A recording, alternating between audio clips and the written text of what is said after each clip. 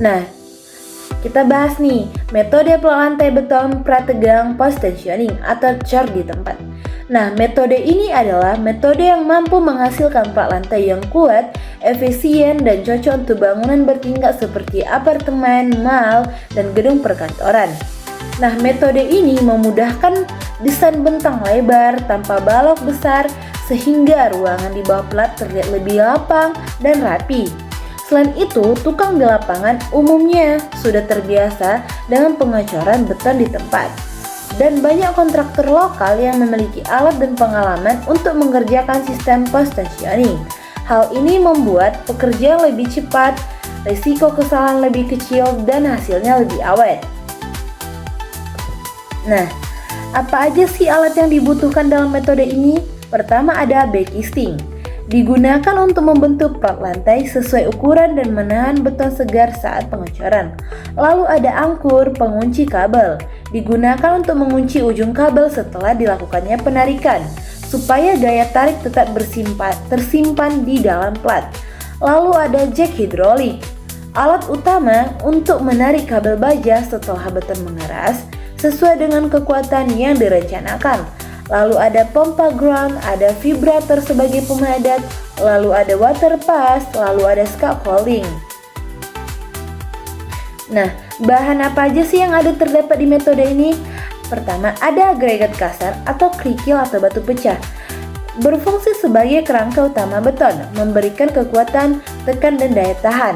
Lalu ada agregat halus atau pasir yang mengisi rongga di antara agregat kasar, membantu menghasilkan beton yang lebih rapat dan padat.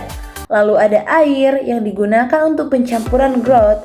Lalu ada semen sebagai bahan pengikat utama yang bereaksi dengan air, membentuk pasta semen yang mengikat agregat menjadi beton yang kuat. Lalu ada grout, lalu ada minyak backisting, lalu ada bahan pelapis sambungan. Nah, jangan lupa teman-teman, kita harus menggunakan alat pelindung diri atau APD. Yang terdapat adanya helm proyek, sarung tangan, sepatu safety, kacamata pelindung, dan safety harness untuk menghindari kecelakaan kerja. Nah teman-teman, kita masuk nih ke tahapan pelaksanaan pekerjaan. Pertama, kita melakukan pekerjaan persiapan, yang dimana kita melakukan survei lokasi dan mensertifikasi data desain serta gambar kerja yang telah disetujui. Lalu kita melakukan persiapan material dan alat seperti semen, agregat, alat stretching hidrolik seperti hydraulic jack, lalu alat pendukung lainnya. Nah, setelah itu kita masuk ke pemasangan backisting dan peranca. Di sini kita membuat dan memasang backisting plat lantai sesuai dengan dimensi dan elevasi yang direncanakan. Nah, kita juga memasang peranca atau penyangga di bawah backisting untuk memastikan kekuatannya dalam menahan beban beton segar dan aktivitas konstruksi. Nah, kita masuk ke perakitan tulangan konvensional. Di sini kita memasang tulangan baja konvensional atau besi beton, bagian bawah dan atas sesuai dengan desain struktur.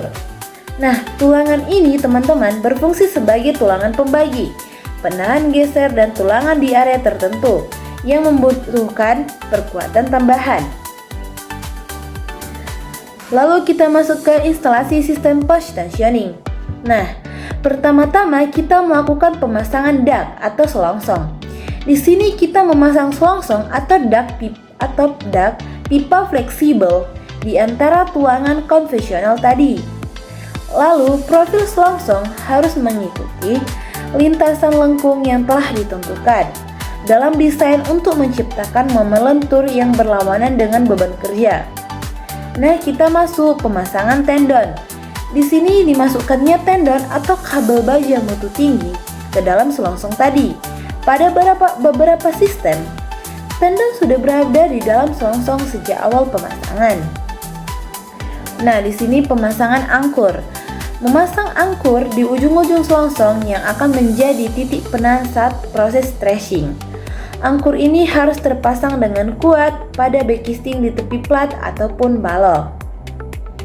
Nah teman-teman, kita masuk ke pengecoran beton. Nah di sini kita melakukan pengecoran beton segar ke dalam backisting yang telah kita siapkan. memastikan seluruh tulangan dan selongsong tendon terlapisi dengan baik. Lalu melakukan pemadatan beton menggunakan vibrator untuk menghilangkan rongga udara dan memastikan kepadatan yang optimal. Nah, kita masuk ke perawatan beton atau curing. Di sini kita melakukan perawatan beton untuk menjaga kelembapan, memfasilitasi proses hidrasi yang tepat, sehingga beton mencapai kekuatan tekad yang diisyaratkan sebelum penegangan dilakukan. Nah, ini teman-teman poinnya. Di sini penegangan tendon atau tracing dilakukan.